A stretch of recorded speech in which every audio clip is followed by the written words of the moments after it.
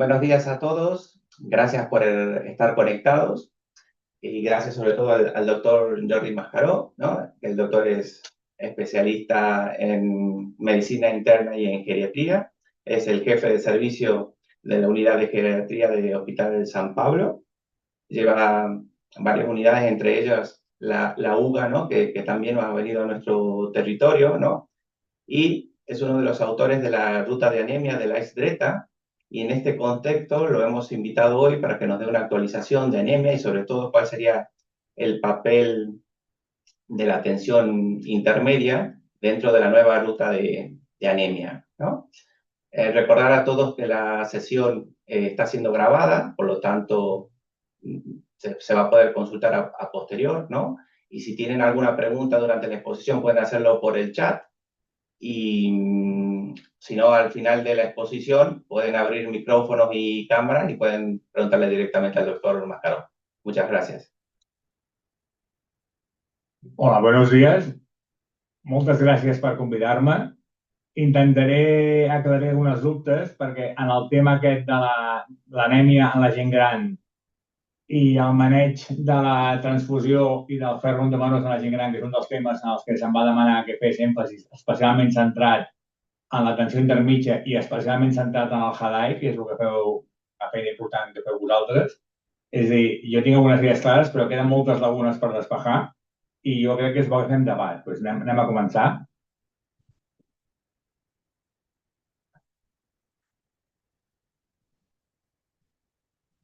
Vale, ja està, perfecte. Aquí. En principi ens centrarem en les indicacions de transfusió sanguínia i feroteràpia, però parlem també de l'anèmia, ¿no? Con esta. Con esta. Ahí está la flechita abajo, la vas a pasar. Espera. ¿Por aquí no pasa? No, pero por aquí será. Por ahí. Aquí. Vale, perfecte. Una mica el guió de la xerrada, farem una introducció a la definició d'anèmia, dades d'epidemiologia, a l'impacte de l'anèmia al pacient ancià, que potser és dels temes més importants i més desconeguts, a la sintomatologia, l'etiologia i el tractament, centrant-se sobretot en la transfusió i en el ferro endovenós. ¿Quieres que la vaya pasando? Sí, porque soy, aparte de cada vez veo. Bueno, és a dir, per fer, sobretot el tractament de ferro endovenós i transfusions, es requereix una bona coordinació d'atenció primària, hospitalària i unitats d'hospitalització a domicili. Jo crec que en aquests moments hi ha un projecte de poder fer transfusions a la intermitja. De moment és un tema lent, però crec que s'acaba aconseguint. I el ferro endovenós, a través de la finestra, és a dir, transfusions i ferro endovenós a través de la finestra única ho fa l'ADO, però la idea sobretot seria que aviat, intermitja, pogués posar ferro endovenós i després us explicaré algunes de les indicacions perquè us animéssiu a... Passa que s'han de travessar, la burocràcia és molt difícil, no? La siguiente. L'anèmia simptomàtica, és a dir, quines són les indicacions És a dir, les indicacions de ferro endovenós i de transfusió serien els pacients que tenen anèmia simptomàtica moderada severa, hemoglobines de menys de 8 a 9, en pacients estables i sense sangrant actiu. Quan el pacient està sangrant activament o és un pacient estable, és hospital d'aguts, sens dubte. Però hi ha un gran volum, quan després veurem a l'epidemiologia, de pacients, és a dir, en un entorn com el vostre, el 50% dels pacients o el 60% poden tenir anèmia. Una altra cosa són els tractaments de les diferents anèmies, no? Les altres indicacions de transfusió i de ferro endovenós és el pacient pluripatològic complicatiu que té problemes de desplaçament per anar a l'hospital, per tant, vosaltres aquí teniu un paper fonamental tant al centre com al HADAI. És molt important tenir un objectiu terapèutic clar. Moltes vegades el tractament serà de confort, com millorar la dísnia, l'astènia o la qualitat de vida, i això jo us faig spoiler, en aquests moments hi ha unes evidències en alguns articles d'impacte, com algun New England i altres revistes, que posar ferro endovenós a pacients amb insuficiència cardíaca amb ferropènia sense anèmia milloren de forma important algunes característiques funcionals. Per tant, la insuficiència cardíaca és un dels diagnòstics principals dels pacients que estan aguts però també la intermitja i per tant hem de saber que aquesta eina terapèutica l'haurem d'incorporar aviat, no? I sobretot les indicacions de transfusió de ferro endovenós en aquesta tipologia de pacients que veiem també té com a finalitat evitar hospitalitzacions i evitar risc de descompensació o infeccions. La següent. Quines contraindicacions té la transfusió, sobretot a domicili, no? I el ferro endovenós. Com us deia abans, la inestabilitat hemodinàmica.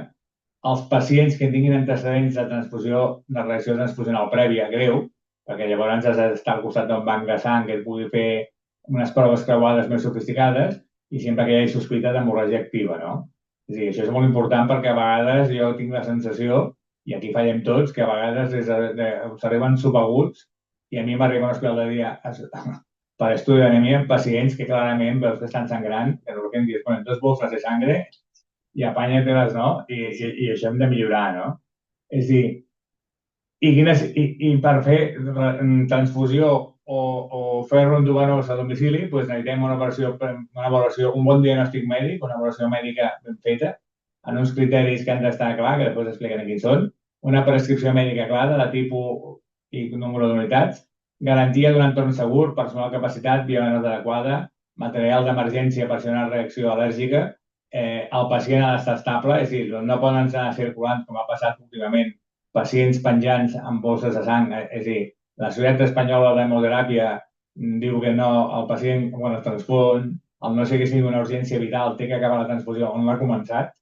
El pacient, no és correcte que el pacient vagi circulant amb bolses de sang en ambulàncies y això no pot ser, y no sé si aquí os ha pasado últimamente. Bueno, últimamente no, pero sí es verdad que alguna vez nos ha pasado que ha venido terminando la transfusión, digamos. Esto no puede ser. Legalmente, o sea, porque claro, el paciente tiene que hacerse responsable de la reacción transfusional, el que ha iniciado la transfusión y donde se ha generado la bolsa de sangre. Otra cosa es que pillen un torero, un tráfico, lo que sea, y entonces son otras raras, pero las ambulancias no tienen que ir bolsas de sangre de pacientes que no son urgencias vitales, porque claro, esto se traslada en UCI móvil, son ambulancias normales.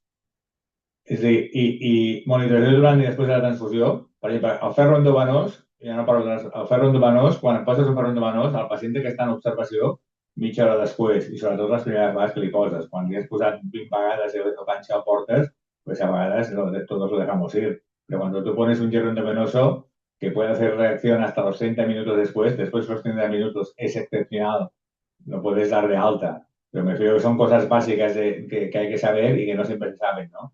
Y hay que tener consentimiento informado del paciente y del familiar, ¿no?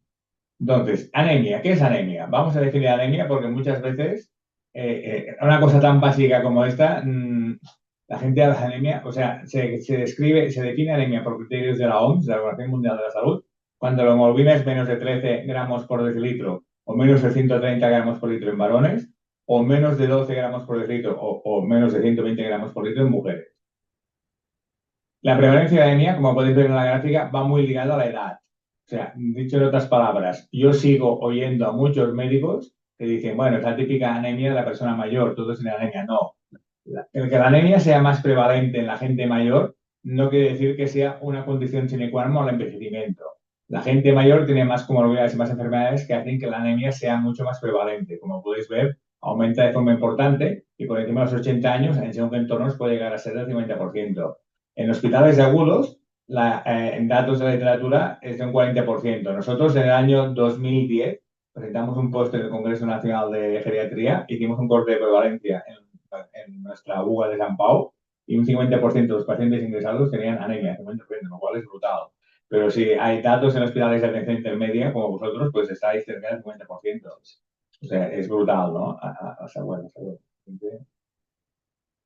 Y ¿por qué es importante? O sea, la anemia es muy prevalente y la anemia no es nada beneficiosa para nuestros pacientes, pues se considera un factor de mal pronóstico vital y funcional a medio y a corto y a largo plazo, porque se ha demostrado que la anemia aumenta la fragilidad y se ha demostrado que el paciente con anemia, menor resistencia física, mayor riesgo de discapacidad física, aumenta importantemente las caídas. O sea, yo cuando hago interconsultas de UFIS, que de vez en cuando pues, me toca hacer, ¿no? Me piden traslado a convalecencia y digo, coño, si está 9 de hemoglobina, hagamos algo para corregirlo, porque ¿cómo vas a pedirle fisio? ¿No? O sea, otra cosa es que después cada caso es cada caso y a veces no es fácil corregir las anemias. Pero uno se tiene que plantear cuando tiene una anemia intentar mejorarla todo lo posible, porque verdaderamente si esto es como una Fórmula 1, si tienes los números bien, corres más. una hemoglobina 9, hacer que un hombre haga ejercicio, pues va a ser difícil, ¿no? Se ha visto claramente que cuando hay más anemia, hay más riesgo de delirium cognitivo y mucho más riesgo de delirium. Esto lo vemos en los postoperatorios que hacemos.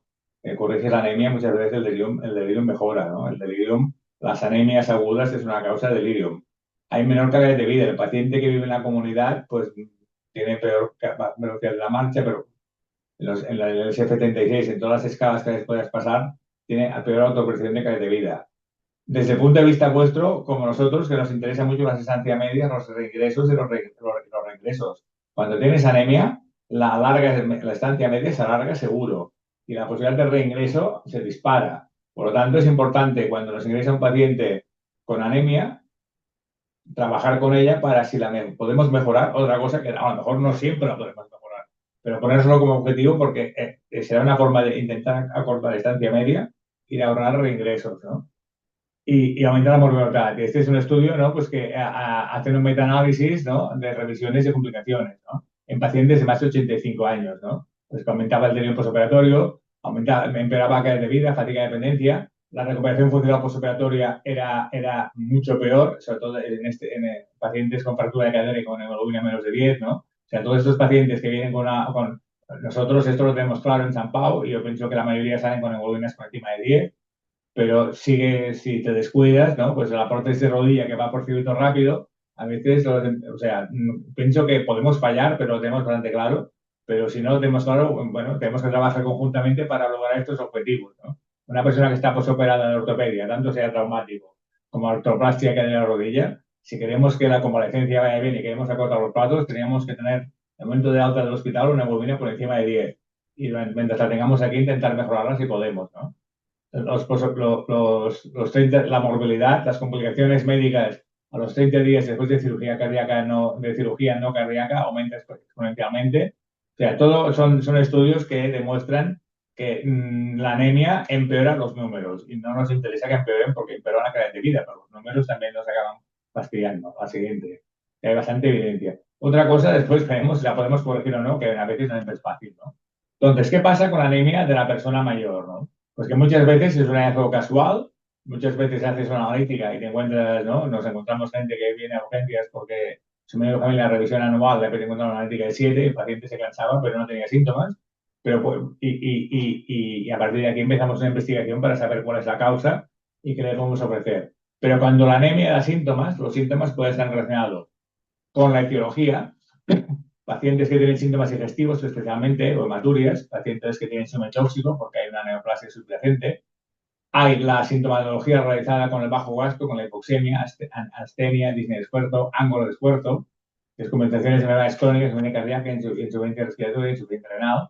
O podemos tener el debut de la anemia con síndromes geriátricos, delirio, caídas con sus fracturas o declive funcional. Gente que te cuenta la familia que, pues, que lleva 3 meses que sabe menos, camina menos y come menos, ¿no? Pues me refiero que hay que ver la anemia desde el punto de vista geriátrico, ¿no? ¿Cuál es la etiología de la anemia? La etiología de la anemia, y os lo digo ya por experiencia, es un tema médico, muchas veces es multifactorial y más en el paciente mayor. La anemia de la persona joven o del adulto sano, en general, es más simple. La de la persona anciana o del adulto mayor o muy mayor es compleja. Hay la teoría de los tercios.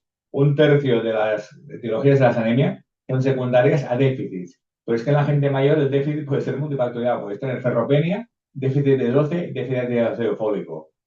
Vitaminas que no se miran sistemáticamente. Cuando en un estudio de cognitivo se piden, pero en la población general, y esto dedicado sobre todo a los médicos de familia, la vitamina B12 y el ácido fólico, una vez al año tenemos que tener niveles. ¿Por qué? Pues, por ejemplo, la prevalencia de diabetes en la población mayor es brutal. Por encima de los 65 años, en nuestro entorno, un 30% de la gente tiene diabetes tipo 2 y todos esos van con metformina. La asociación uso crónico de metformina y diabetes B12 es súper prevalente y no se piensa. Y en el déficit de ácido fólico lo mismo, ¿no? Entonces, puedes tener gente mayor que puede tener déficit absolutamente los 3 factores. Pero el segundo tercio de causa de anemia es gente que tiene inflamación. Y dentro de la inflamación, sobre todo pensamos en la enfermedad renal crónica, ¿no? La enfermedad renal crónica, que con la disminución de filtrado no tan solo es una disminución de la producción de EPO, sino que provoca una serie de cambios antiinflamatorios, ¿no? La insuficiencia renal actualmente, sobre todo medida cuando hay microalbuminuria, es inflamación, es arteriosclerosis y toda esta inflamación provoca que se segregue hepcidina. La hepcidina es un equivalente parecido a lo que sería la proteína C reactiva. Todos estos pacientes, la hepcidina no la podemos medir, no la podemos medir nosotros, solo en el caso de estudios, no se mide sistemáticamente. Pero si tenemos la proteína C reactiva alta, que esto sí que es fácil de mirarlo, podemos deducir que la hepcidina está aumentada. Y en estos pacientes lo que pasa es que hay un bloqueo en la absorción del hierro intestinal y hay un bloqueo en la cesión del hierro de los eritroblastos, de los macrófagos, perdón, a los eritroblastos. Por lo tanto, tenemos un bloqueo funcional del hierro y es una causa de anemia. Por tanto, en la gente mayor podemos tener déficit de hierro, déficit de folato, déficit de B12, otras vitaminas que también cuentan, como la B1 o la B6, que no las medimos sistemáticamente, pero también están para el mantener en renal, o a lo mejor tiene una arteria reumatoide, por lo tanto se suman todas las causas. Y además hay un tercio de las causas que inicialmente, con los estudios básicos que hacemos habitualmente, son de causa desconocida. Y cuando analizamos más profundamente con la ayuda del hematólogo, haciendo extensiones de sangre periférica o técnicas de inmunofenotipo, pues vemos que en muchos de esos pacientes hay una causa que son las causas hematológicas puras, que son el gran grupo de los síndromes mielodisplásicos, ¿no? Mielodisplásicos, como dice el nombre, médula ósea, anomalía en la forma. Hay una fabricación de sangre de peor cantidad y calidad, y esto se puede manifestar con una bicitopenia o una anemia simple. O sea, ya cuando vosotros encontréis que el hierro, B12, todo es normal y tenéis dos series tocadas, o tenéis anemia más leucopenia o anemia más plaquetopenia, os tiene que hacer pensar que hay una mielodisplasia, y sobre todo si el paciente tiene 80 años, ¿no? Entonces, esto es un grupo muy específico de enfermedades que en los últimos años ha cambiado mucho porque han aparecido determinados tratamientos que los hematólogos dan, pero se los dan sobre todo los pacientes fit. A efectos prácticos para nosotros, en la mayoría de estos pacientes serán tratamientos de soporte, transfusiones periódicas y EPO. Y después hay un subtipo de enfermedad que es la anemia inexplicada del anciano, que son hemoglobinas entre 10 y 12, nunca por debajo de 10, que les has hecho absolutamente todo, y se representa el 10% de las anemias de la gente mayor, en las que no encuentras nada, absolutamente nada, y es lo que llamamos la anemia inexplicada del anciano, que son problemas de agotamiento medular. Y bueno, pero no entraría más. Este es un esquema que parece muy engorroso, pero como que quedará colgado esto, ¿no? Sí, sí. Quedará colgado. Este es un artículo del blog del 2023 que puede servir de esquema a vosotros cuando os encontréis, ¿no? En la mitad de arriba de la tabla veréis que hay las que son fácilmente diagnosticables, ¿no? Las que son fácilmente diagnosticables y falta hierro. Yo, por ejemplo, en la B12 tengo una crítica a hacer en nuestro entorno. En nuestro entorno tengo una crítica a hacer, por ejemplo, en el clínico no les pasa. Aquí ponemos un límite de B12 muy bajo, de 220. En San Pau, por ejemplo, cuando hay anemia y B12 es borderline, ellos te miran la homocisteína en laboratorios en que tú se lo pidas, y aquí sí que lo hacen bien. Pero pienso que en nuestro entorno tenemos muchas vitaminas B12 con cifras borderline que no están informadas como tal, y yo mi consejo es cuando tienes vitaminas B12 210, 220, trátalas, si hay anemia, porque muchas te van a mejorar, porque vosotros lo tenéis difícil para pedir homocisteínas y ácido metilmalónico, que son los metabolitos que aumentan cuando hay déficit funcional de vitamina B12. Y luego hay un problema muy grande, no sé, en algunos ambulatorios, en la atención primaria, y luego en nuestro entorno, en la derecha, que mucha gente va de mutuas y te dan las analíticas que se han hecho toda la vida en la mutua hasta que un día entran en la pública porque tienen enfermedad grave. Y es que en las mutuas, los protocolos de las mutuas, cuando no hay anemia o no hay macrocitosis, no te miran la B12 muchas veces por protocolo. Y estamos hartos de ver B12 bajas con hemoglobinas de 13. O sea, estos criterios economicistas, estos criterios economicistas son muy malos, ¿no? Bueno, yo pienso que esta tabla la podéis mirar porque sirve de mucha ayuda, es un poco el diagnóstico que se va a hacer, y si os la estudiáis un poquito os puede ayudar bastante. Cuando vamos a la parte de abajo, aquí ya necesitamos la parte más especializada, pero la mitad de arriba seguramente si os la estudiáis os puede ayudar bastante para vuestra vida diaria. Siguiente. Entonces, aparte del diagnóstico específico de anemia, de cara al tratamiento hay que tener en cuenta las siguientes características. ¿Es una anemia aguda? ¿Es una anemia crónica? Claro, las anemias crónicas, gente que se te presenta a urgencias con una hemoglobina de 5, a lo mejor hace un año que la lleva, que hace 3 meses era de 6 y hace 3 meses era de 7, nuestro cuerpo es que es resiliente, se ha podido adaptar y no habrá tanta prisa en tratar. Bueno, sí que hay que transfundirlo seguro, ¿no? Y más si es una persona mayor. Pero que el manejo es importante. Yo pienso que lo importante es sospechar si es una anemia aguda. Una anemia aguda requiere un entorno más hospitalario, más de tercer nivel. La anemia crónica nos la podemos manejar más a nivel ambulatorio. Es muy importante contemplar la sintomatología porque si tú tienes una anemia en la que tienes claros síntomas digestivos o un cambio de ritmo posicional, dolor abdominal y sospechas de que puede ser una neoplasia, pues tienes que utilizar un circuito más rápido si el paciente lo vas a operar de una cáncer de colon, porque aunque sea muy mayor, la gente se opera.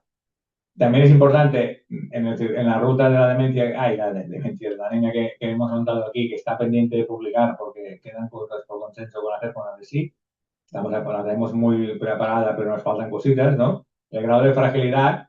Y nosotros, a pesar de que el Cat Salud es un pan del Big Trail, nosotros nos gusta más el Clinical Fred Scale porque es mucho más visual y nos ayuda más a tomar decisiones.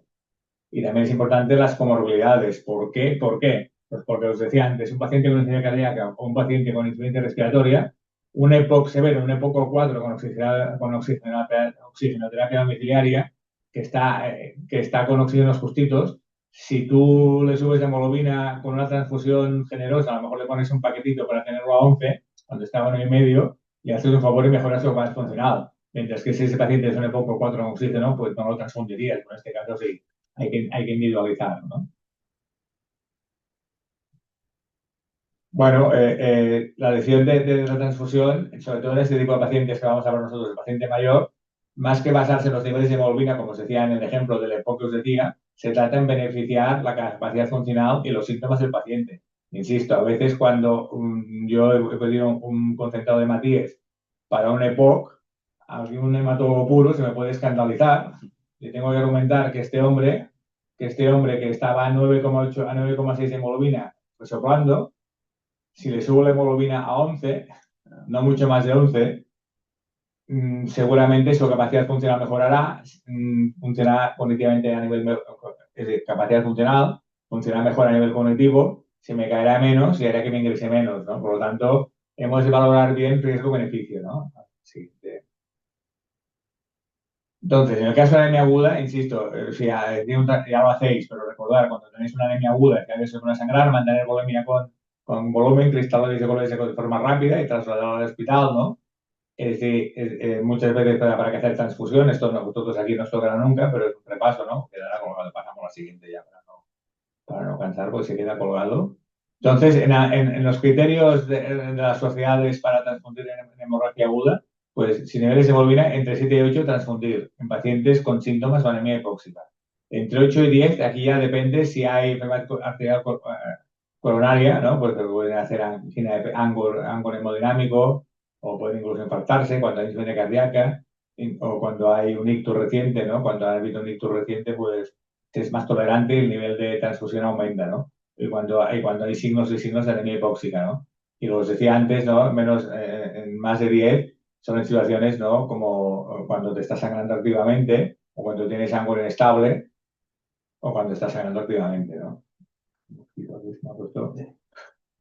Entonces, en la anemia crónica es importante mirar todos los factores, ¿no? Porque muchas veces estamos poniendo hierro endovenoso y no hemos sustituido la vitamina C, el ácido fólico ni otras vitaminas que pueden tener, o por ejemplo la vitamina D. La vitamina D se ha visto que también puede tener un papel en determinadas anemias que son refractarias. Por ejemplo, en la anemia inexplicada del anciano, tenemos algunos casos que se ha descrito que tú, estos que están con tipos de más de vitamina D, le has puesto todos los números a punto, se faltaba la vitamina D, pones la vitamina D y mejora algo, ¿no? O sea, que es como un Fórmula 1. O sea, el cuerpo, si todos los números, pasa que nosotros en los hospitales, bueno, vosotros la vitamina D la podéis pedir también, ahora sí. Pero hay gente, sobre todo en primaria, que se plantean que no hay que pedirla, ¿no? Entonces, básicamente es lo mismo. Transfundir en anemia crónica, cuando están en hemoglobinas por debajo de 5, en hemoglobinas de 5 a 8 según la sintomatología anémica. Esto es a la teoría, a la práctica siempre hay que evaluarla como comorbilidad, porque la mayoría de estos pacientes no son anemias puras. Los criterios de los hematólogos del banco de sangre hay que tener en cuenta todas las comorbilidades y todos esos pacientes tienen comorbilidades, con lo cual vamos a hacer más laxos. Vamos a ser más laxos y vamos a transfundir. Siguiente. Hay que saber que por cada unidad de concentración de Matías que pasas, la hemoglobina te sube entre 0,8 y 1 gramo, ¿no? Por lo tanto, si tú tienes una hemoglobina de 5, si quieres que subir a 8, como mínimo tendrás que pasar 3 paquetitos de sangre.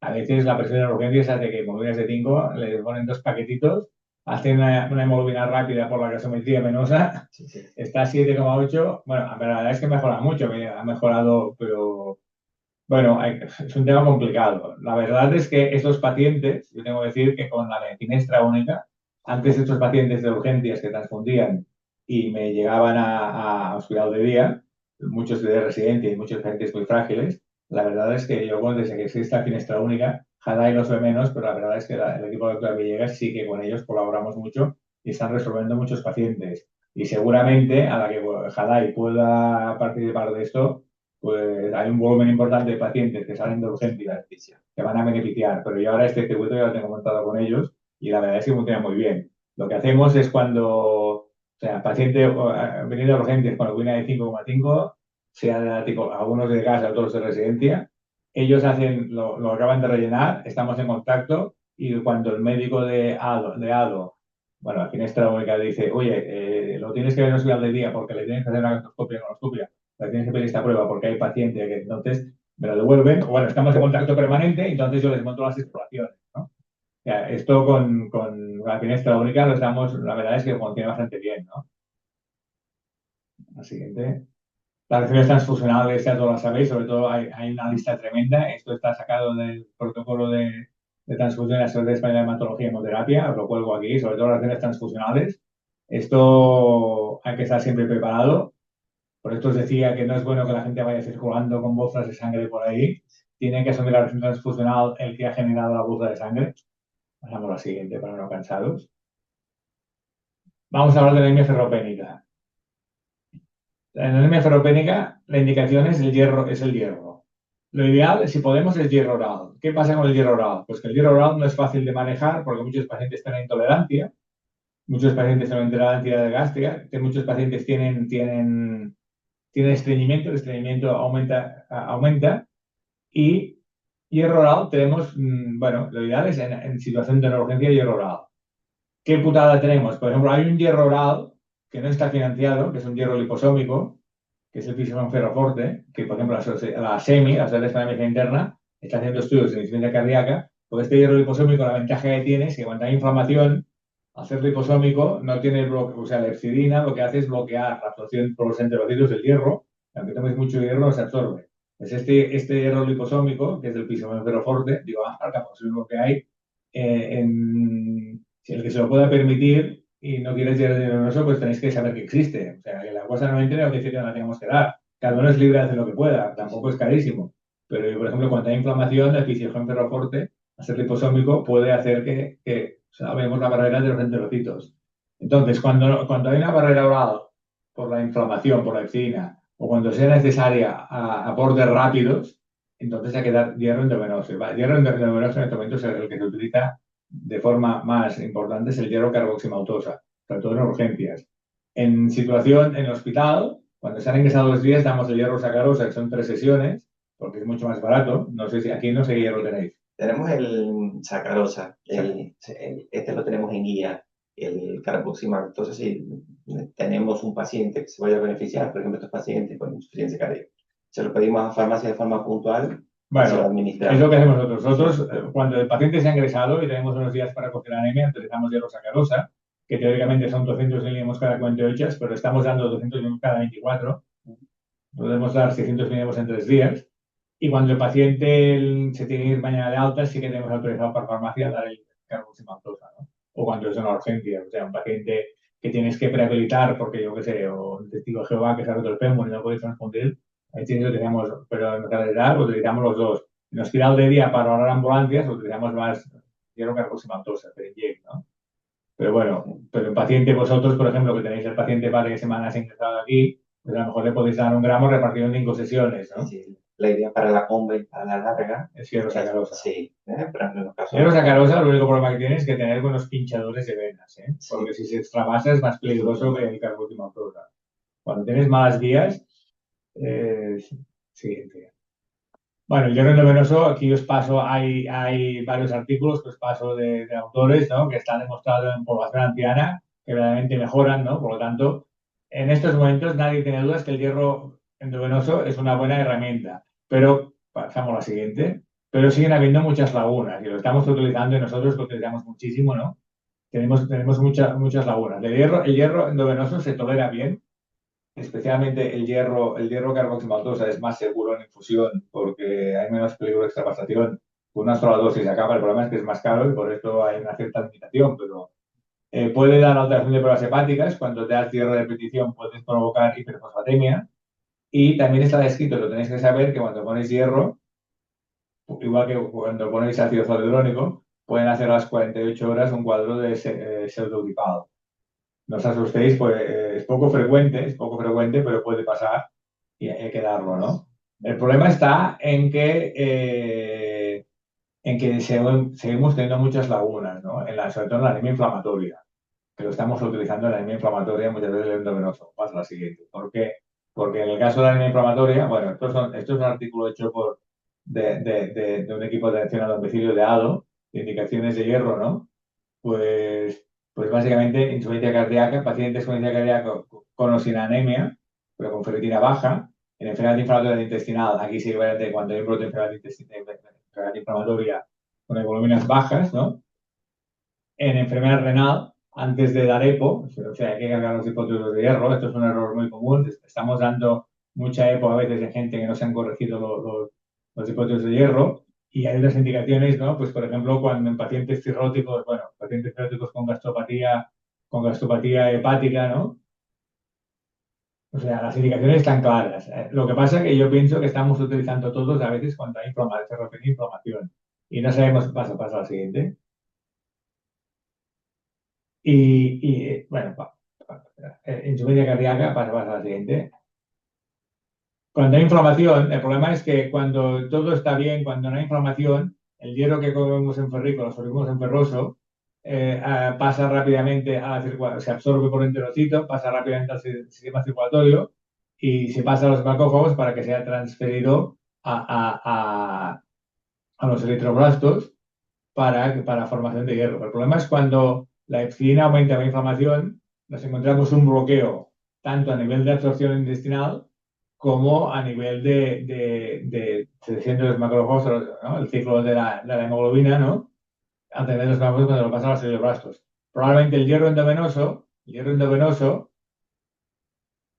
entraría directamente en la fábrica de la sangre. Pero esto que sí que es así, no está tan. Seguramente cuando la cosa está fastidiada aporta. Pero la indicación en inflamación, hay lagunas. O sea, yo pienso que hay lagunas y de hecho, fíjate en la ficha técnica, lo utilizamos en indicaciones muy concretas como la enfermedad inflamatoria intestinal, la hepatopatía y insuficiencia renal crónica. Pero no, cada vez lo utilizamos más, pero estamos un poco flavor, ¿no? La siguiente. Este es un estudio muy importante, es un New England de hace reciente, en el que demostraban, pasa a la siguiente, demostraban en una corte de 500, casi 500 pacientes, que en clase funcional 2-3, con ferropenia demostrada, incluso sin anemia, pasa a la siguiente, vamos a ver la gráfica que lo veremos mejor.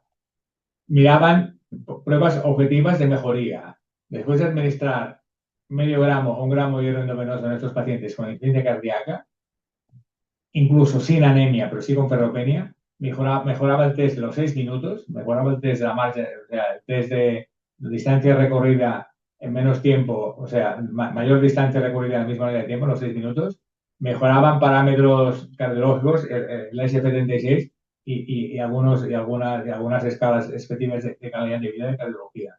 Por lo tanto, yo pienso que esta es una indicación que sí que la tenemos que liberalizar y está clara. Las unidades de insuficiencia cardíaca, y sí que una de las cosas que podemos hacer, aparte de optimizar el tratamiento, los 4 magníficos, el GT2, tal, esto lo tenemos que tener claro. Cuando hay ferropenia, el problema que tenemos vosotros, no sé si lo tenéis aquí, el problema es que en la comunidad nuestra sigue habiendo muchos laboratorios no nos miden el índice de saturación de transferrina. Que cuando tienes inflamación, la ferritina no es un buen discriminante para saber si hay ferropenia. ¿Vosotros lo tenéis, el índice de transferrina? Nosotros nos hace Vallebrón. Entonces sí que lo tenéis. Entonces, lo tenemos que pedir. O sea, o sea, lo podemos solicitar. Normalmente nos hacen la ferritina, pero si estamos estudiando una anemia, se lo podemos pedir. Vale. Sí. No lo hacen ellos espontáneamente. No. No lo hacen o sea, cuando uno le pone el screening de anemia, ¿no? no lo hacen de forma directa. Sistemática. Si tú estás estudiando una anemia, se lo Lo puedes pides, pedir vale. y te lo hacen. Pero es curioso porque este es el tema que estamos más atascados en la ruta de la anemia, de la derecha, porque como hay muchos laboratorios, hay que ponerse en cuenta unos interlocutores, o sea, tiene que ser un automatismo. Por ejemplo, en San Pau, esto de hematología te lo hace. O sea, el laboratorio de hematología ya lo hace, incluso si hay B12 borderline, te miran homosexualidad e intentan ampliar más, ¿no? Pero claro, yo pienso que se nos escapan oportunidades de mejoría porque no tenemos índices de aspirina. Pero tenemos mucha comorbilidad, hay inflamación, hay ferritina S500, pero el paciente puede estar ferropénico. Y este paciente con hierro endovenoso seguramente mejorará. Aunque en según qué foros de debate entras, te dicen que cuando hay mucha sobrecarga férrica, el hierro endovenoso puede ser peligroso. Porque, o sea, nosotros lo damos, pero es un tema que no está no. Sí. O sea, te dicen que cuando hay ferritinas muy altas, el hierro endovenoso no lo tienes que dar porque aumenta el riesgo de infecciones. Claro, si la ferritina está de 1000, no se lo damos. Pero es una laguna que tenemos aquí en los protocolos, no nosotros, sino la literatura mundial. Pero lo que sí está claro es que con ferritinas de 300, 400, 500, que ya son altas, tendríamos que tener el índice de aspirina, pues si está bajo, está ferropénico. Además, en Sao Paulo, en el laboratorio, hay situaciones borderline, a veces para el propio hematólogo del laboratorio, que no se aclara, y hay un tercer parámetro que se utiliza poco, pero se utiliza, que es el receptor soluble transferrina.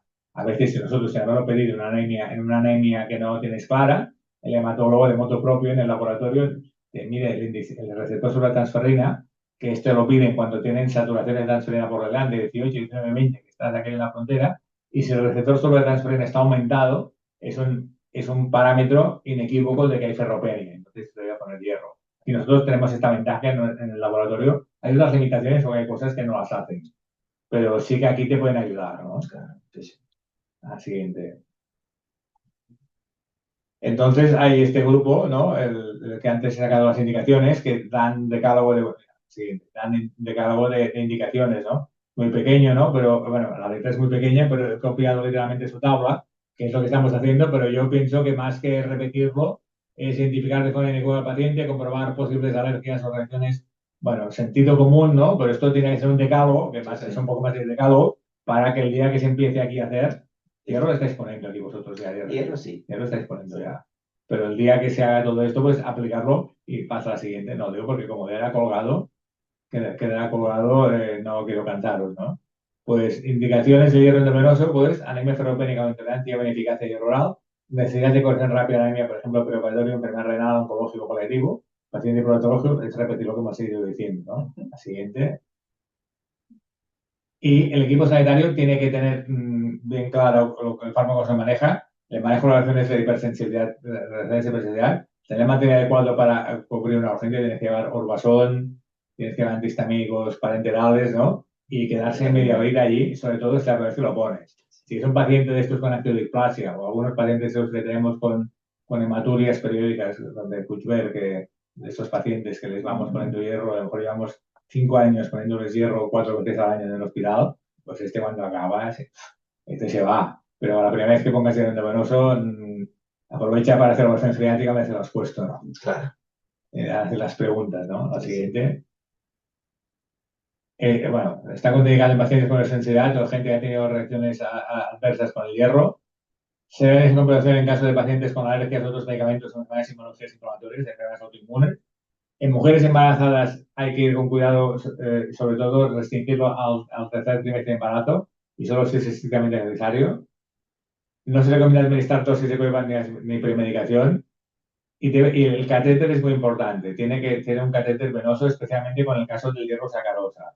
Porque si no tienes una buena vía, puedes montar un buen pollo, una buena quemadura. Y aquí es muy importante que la enfermería sea una enfermería consciente y esté segura de lo que hace, porque cuanto más hierro ponemos, sí que podemos tener un problema y ya viene la última ya de las conclusiones, pero pasa a la siguiente. Las conclusiones que la anemia es muy prevalente en la atención intermedia, 50% más.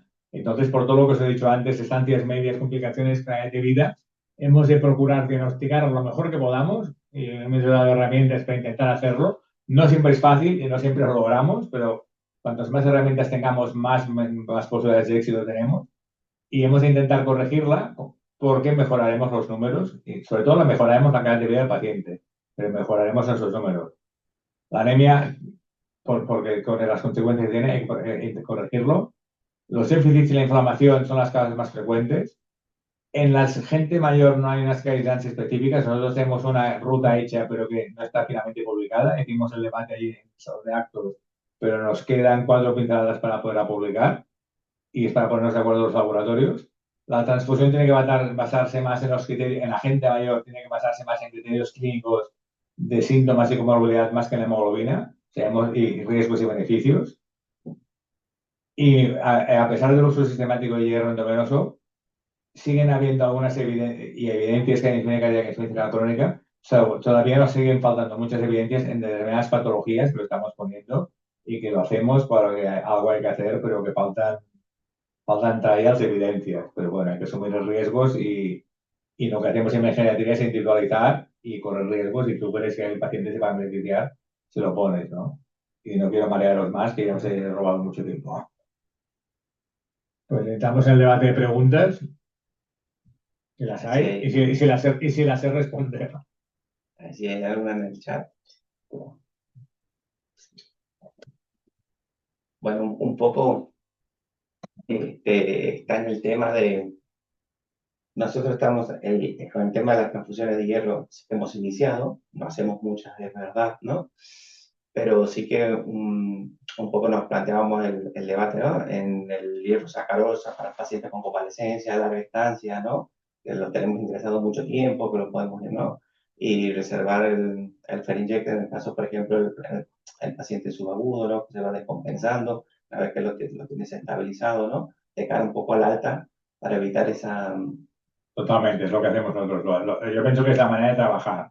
Yo en pacientes con vías muy difíciles y que pueden tener problemas, quizá ampliaría la indicación de hidrocarboximaltosa Sí, sí, por un solo pinchazo, sí, porque sí, sí, es una cosa que a veces la experiencia, sí, sí, no, no, con aquello que la una. enfermera te dice, ostras, está fatal de vías, voy a ver, claro, a este paciente si le quieres corregir, claro, y luego está la fórmula para saber el que administrar. Un paciente que tienes en convaleciente que le tienes que administrar 1 gramo para corregir la anemia, Pues te sale más yo fácil con el Ferinject.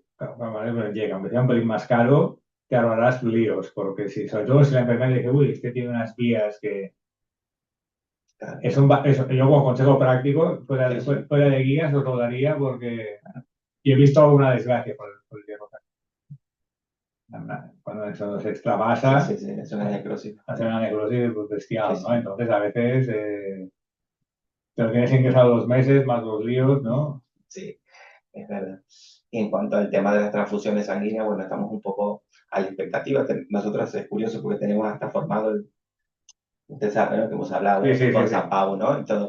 Y tenemos al equipo que se va, ya designado, que se va a formar, ¿no? Con hematología, ¿no? Pero bueno, en expensa de cuando se termine el tema de la ruta de anemia, ¿no? Cuando esté todo ya claro, ¿no? Sí, Para pacientes muy seleccionados, ¿no? Por pacientes eso muy tenemos raros. Sí, hombre. nosotros unos 5 o 6 pacientes al mes derivamos a San Pau, ¿no? Pero el perfil es lo que usted comentaba, ¿no? Son pacientes con síndrome mielodisplásicos, que se hacen transfusiones periódicas, ¿no? Si bien a urgencias intentamos derivar menos, ¿no? A hospital de día van un pool de pacientes y a hospital de día de 2 de mayo, ¿no? Vale, Contactamos sí, con la sí, sí. doctora Casas, ¿no? Sí. Y Bueno, ella con la otra casa es hace, con la que estamos dentro de la anemia, ¿no? sí, sí. Entonces ella bueno, el paciente va un día, le hacen las pruebas cruzadas, le hacen la transfusión de la bolsa, vuelve y al otro día lo vuelven a citar. Pero bueno, Pero hay pacientes que seguramente si el circuito estuviera mejor hecho se ahorrarían ir para arriba y para abajo. la mayoría, La claro, mayoría, ¿sabes? irían solamente los pacientes que son agudos, ¿no? Los Sí, agraves sí. agudos, como usted dice, ¿no? Los que hemodinámicamente se han descompensado, ¿no? Y que es un paciente que no es para limitar, ¿no? Y los pacientes estos hematológicos, los que están en fase ya muy paliativa, estos los puedes quedar, Sí, pero ellos sí, tienen un gran volumen de pacientes estos que aún están sí, sí, muy enteros, ¿no? Los hematólogos tienen sí, sí, el problema de, sí, y luego el problema de estos pacientes cuando tienen otras comorbilidades, algunos no los quedamos nosotros, ¿no? Nosotros tenemos un gran pool de pacientes también con insuficiencia renal crónica, claro, con los de Puigvert también estamos en la ruta de la anemia, los que son renales puros ellos los ven, pero los que tienen mucha comorbilidad nos toca a nosotros, y entonces Y yo tengo pacientes que cuando me entra la primera visita digo, este se va a juzgar conmigo. Porque no voy a dar de alta en la vida en el hospital de día, porque tiene insuficiencia crónica, tiene tal, tiene angiodisplasia, no la combinación de angiodisplasia.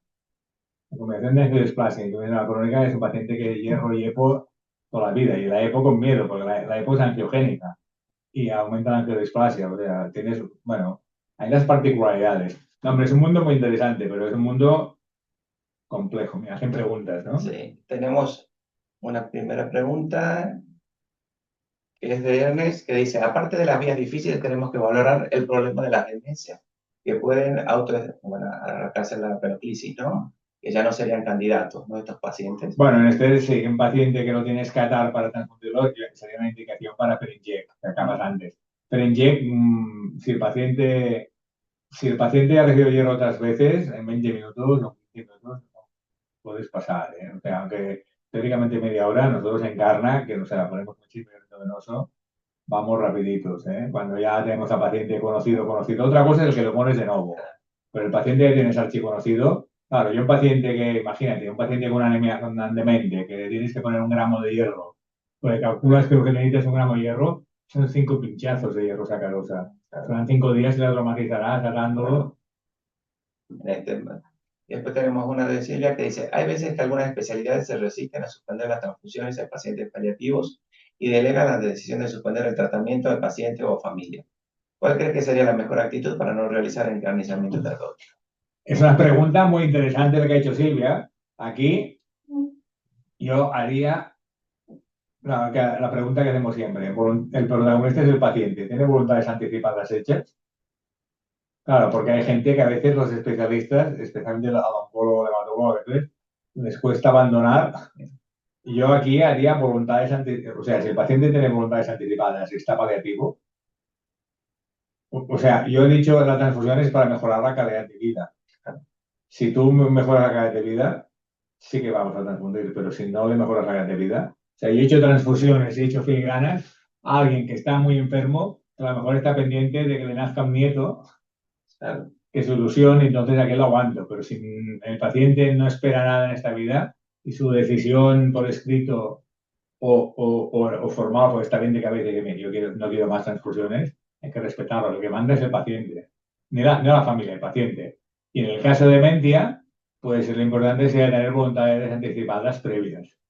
Y si el paciente tiene una demencia GDS7, pienso que no hay que gastar muchas bolsas de sangre ni muchos recursos.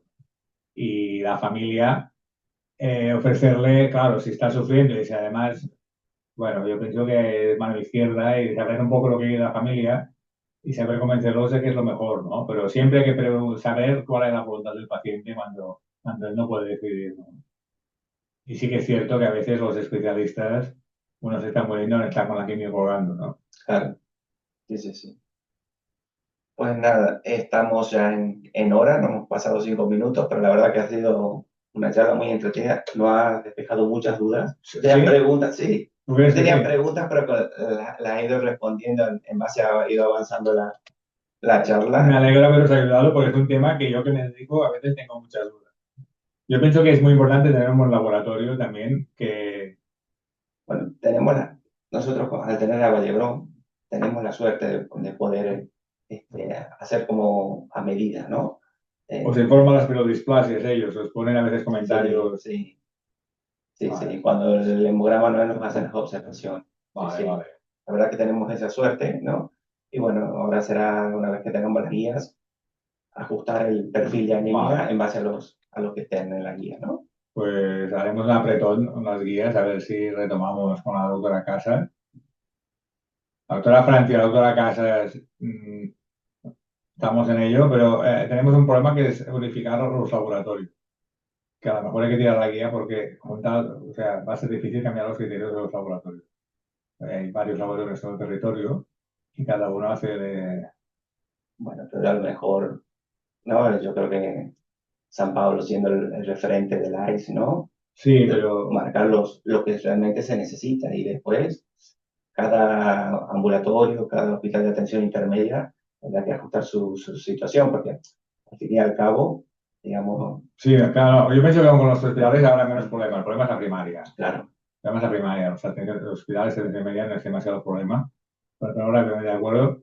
Y aparte, ante la duda, siempre estamos en contacto, porque ya nos hacemos, ya hacemos transfusiones, ¿no? De tratamiento. Pero el problema del gran volumen es que hay mucha anemia en la primaria. Yo pienso que muchas de las anemias están No tratadas. no tratadas, no diagnosticadas, ¿no? O sea, cuánta gente se hace una analítica de rutina, sale hemoglobina de 7 y la año pasado era de 13. Y corre entonces bueno, yo pienso que a veces habría que adelantar un poquito más. Bueno, Pues muchísimas gracias, doctor Mascaró. gracias a vosotros por estar aquí a estas horas de la mañana. Y recordar que va a quedar colgada la sesión en internet. Gracias.